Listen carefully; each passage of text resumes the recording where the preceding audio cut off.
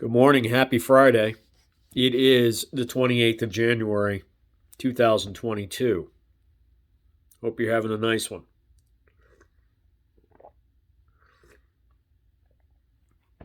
Got my Java. It's my liquid personality. It puts me in my happy place. This is happy. You should see the not happy. Anyway, we're gonna talk some NBA today, just to kind of because the hilarious douchebaggery that is the coaching searches in the NFL has kind of put me off a bit. I might get back into it next week. Just idiotic, brain cramping at its worst. But we'll get into the NBA. We're getting towards the All-Star break. There's some good ball being played. There's some bad ball being played. We'll talk about that. So first, we'll go into the East. We'll go top down.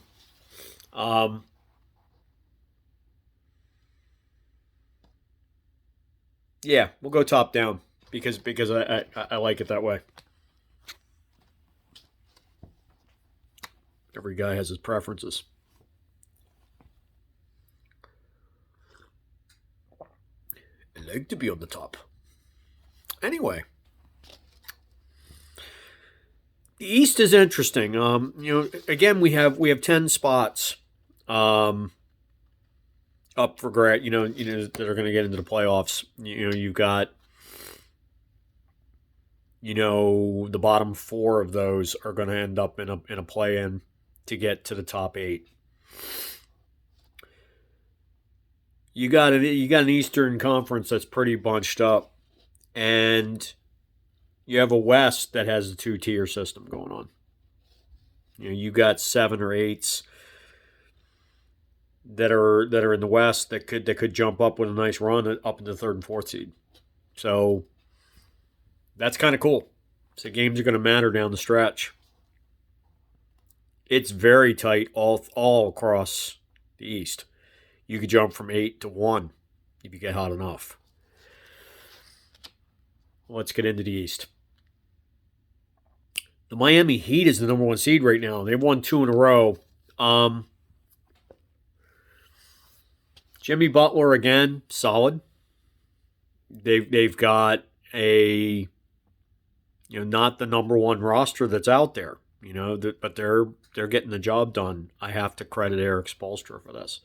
It might be one of his best jobs ever. There used to be a time when LeBron came down there that he was just LeBron's valet or whatever. But he's actually a good coach on his own. I think he's a very good coach. He's got one of the best all time to get advice from up in his front office in Pat Riley. Not to mention the hair care tips he can always get too. Daily double.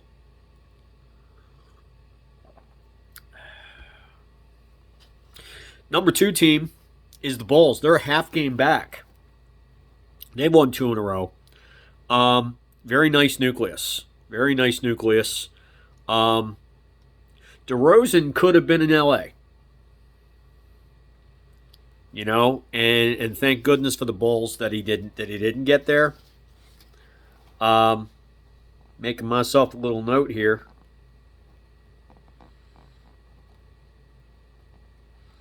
There you go. Thank you very much. Anyway, DeRozan would be a very nice MVP candidate, especially if they can keep one of the top 2 or 3 seeds. That makes a pretty good advertisement for that. Billy Donovan again should be a Coach of the Year candidate. This team is exceeding expectations. It's solid, playing a very high quality of ball. Cleveland Cavaliers just on duct tape. They've got a nice nucleus too. They've done a nice job. I think your coach there is also a Coach of the Year candidate as well. But we'll see if they hang. Depends if they're able to stay in the 3. I mean, they drift down back to 5, 6, 7 because there's some good closing teams below them that could take them out, and then that would change the narrative a little bit. If Cleveland hangs up in that top 3 like that, you got a coach of the year candidate there. Number 4, the Nets are 2 games back. They've lost 3 in a row. It seems that part-timer Kanye Irving is causing a heck of a problem. Harden wants out. I mean, traveling man needs some space. And they're not doing well at home. At all. They make the playoffs, Kanye's can't play. They're a completely different team. Kanye can dribble ball well. He can score well. He can even shoot well. But he's just not a thinking dude, is he? You put a few of them millions on the table for me, and you go, yeah, could you stick this thing in my arm? Yeah, let me roll my sleeve up real quick.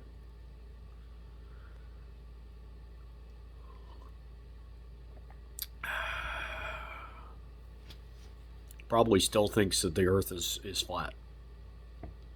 He said that.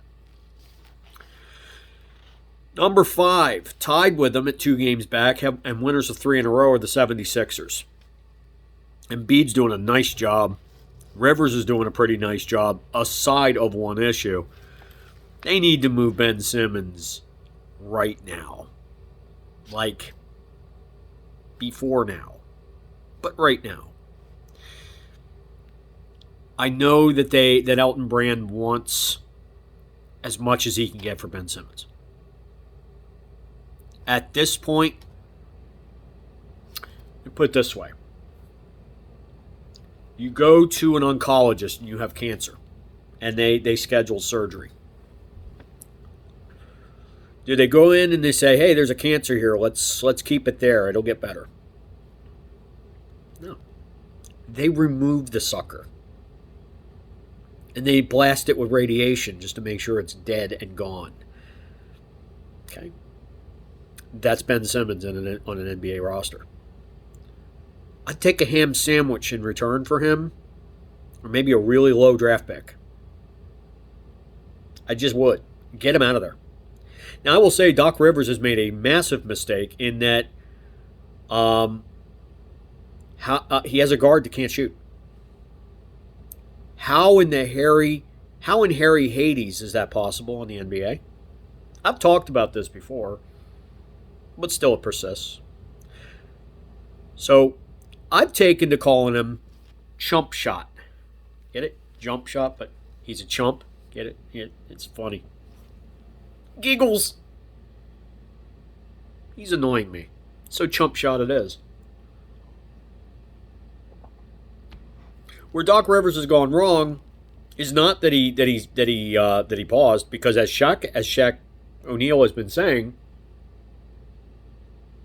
very adroitly, if your coach isn't real secure with you and doesn't feel like you can lead them to something, you should get in the gym, not your social media.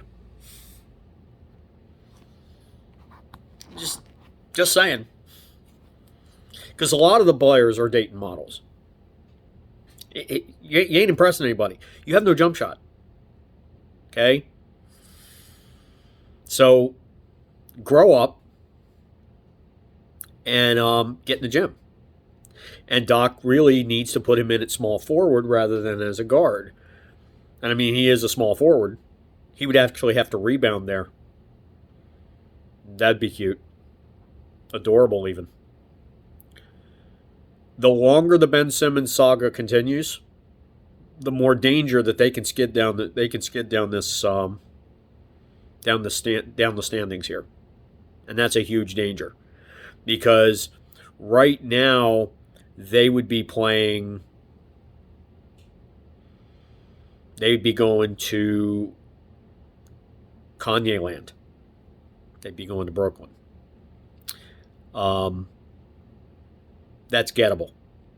Real gettable. Because the 76ers basically would then receive the home field, the home court advantage, because the Nets lose theirs because of Kanye. But if they go down the list, they go down a couple of spots. They're looking at the Bulls or the Heat. They might have some trouble, especially with a guard who can't shoot. Just saying, get rid of them. Addition by subtraction. You're welcome. Number 6 is the Bucks. They are 2 games back as well. They're very tight. They're tightly bunched. That's why the 76ers better move. Bucks are 2 games back as well. They've lost one in a row. They've only lost their last game. There's no streak there. You can't overlook them with Giannis. Giannis could just will them to a 10-game winning streak. He's that good. He's that transcendent. He's playing loose and pretty fancy-free. He's doing a nice job there. I could easily see them going from 6 up to the 2 or the 3. Very easily. They just need a little bit of a run, and they've got it in them. Number 7, surprise team, 4.5 games back. Winner of their last contest is the Hornets. LaMelo Ball, jump shot. Are you listening? He's pretty much carrying this franchise right now. He's doing a nice job. And if they can make a run towards the top of the standings, that could make him an MVP candidate.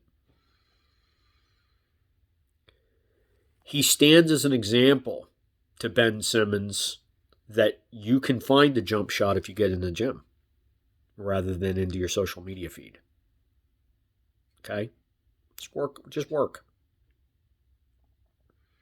He's doing a nice job. That's a good looking roster, good looking team. And he's definitely the difference.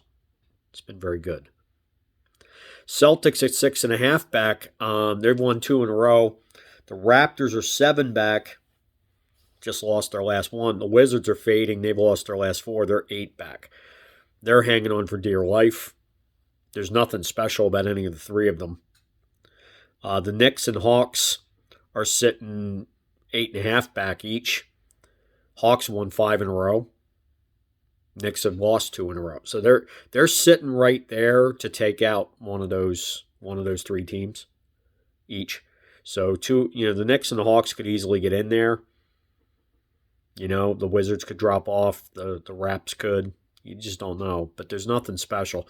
So the East really is the 1 through 7 are all fairly good teams. The East is rapidly improving. Let's go to the West. The Suns won 8 in a row. They're surging. 0 all-star starters. What? Y'all stupid.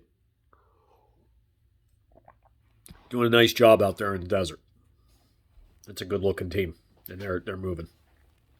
Warriors have won 4 in a row. They're back in their winning ways. The only way that they're 3 games back, the only reason there's any distance between the 2 teams is because of a couple of injuries, but they're back. Steph and Clay show is back in effect. They're going to be a tough out for anybody. The Grizz in 3rd. Impressive. John Morant. That's an MVP candidate, especially if they can tighten it up. They're 6.5 back. They can tighten it up, get up into the 1 or the 2 seed. Morant looks like an MVP candidate as well. Okay. Number 4, the Jazz. I've lost 3 in a row. They play a frenetic pace. They play good defense. So they're going to be a matchup hell in the playoffs for anybody. But they're 9 back, and so they're really the top of the second tier at this point until unless they really put a run on and get up into that top 3. The Mavericks have surprised me in the 5th seed. They won their last ball game. They're 11 back though of the Suns. J. Kidd's done a lot better than I would have expected. They need a strong finish. Let's see what they can do. But he hasn't fallen on his face nearly as bad. I was very upset with the hire because I am a Dallas fan. But so far, not so bad. Not so bad. All right, number 6, the Nugs. They've won 3 in a row. They're 12 back. They can make a little bit of a run, get into the middle of the playoff fray. As it is now, they're looking at having to go into Memphis. That would not be a good matchup for them. Workman-like in a loaded West. Jokic, another solid year. MVP candidate perennially. He's that good. But we'll see what they can do down the stretch. Number 7, the Clippers. Winners of 2 in a row, 14.5 back.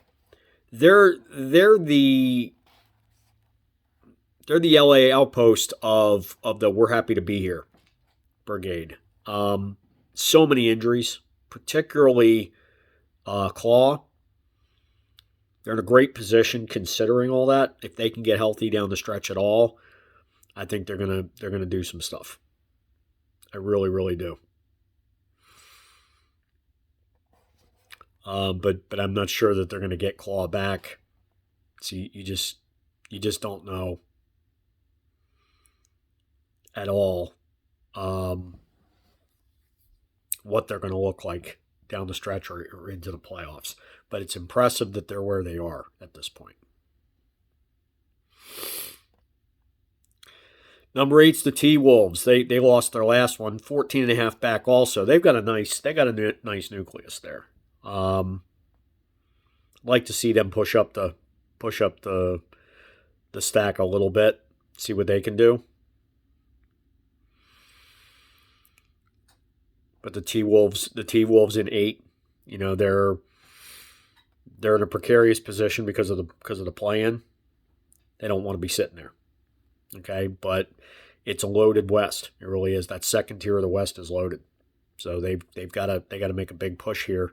They could get into the 5th, 6th seed. They'd be in a much better place. Number 9, the Lakers. Lost their last one. They're 15 out. They're hanging on by a thread.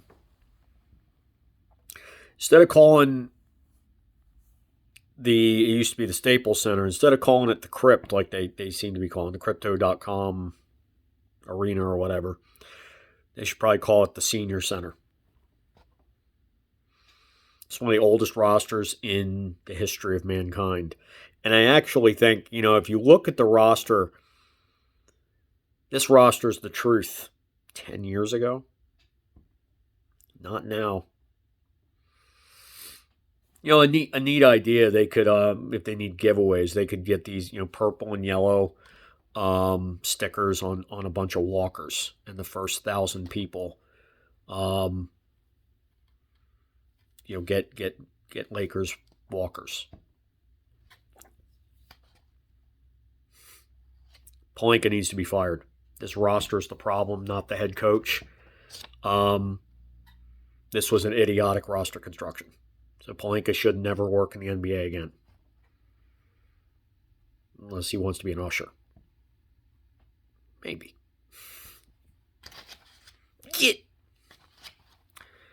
They had a chance to get DeRozan and Buddy Hield in the offseason. But they took guys that basically was like fantasy basketball. What did guys do 10 years ago? And they're good players. It's not the players necessarily that they don't fit. There's not enough time. There's not enough ball time for these guys. It just doesn't make any sense. Trailblazers are at number 10. Dame's injury has hurt him very, very badly. Has hurt them very, very badly. But I think they're going to hang on because the Pelicans, the Spurs, and the Kings right below them are the best argument for the Blazers staying at 10. Because they're not that good. So that's where we are. I would tend to think that there's really there's some new teams starting to take over. This is a good time for the NBA. And some of the old heads are starting to get put away. So this is pretty good. So I hope you've enjoyed it. Hope you have a fantastical weekend. Fantabulous even. And I'll I'll be back on Monday if at all possible. But before that, please like, comment, subscribe, hit the ringy-dingy, say all, and spread this video far and wide. Sharing is caring, and I need all the caring that I can get. Rock on, y'all. Have a great weekend. Peace. See ya.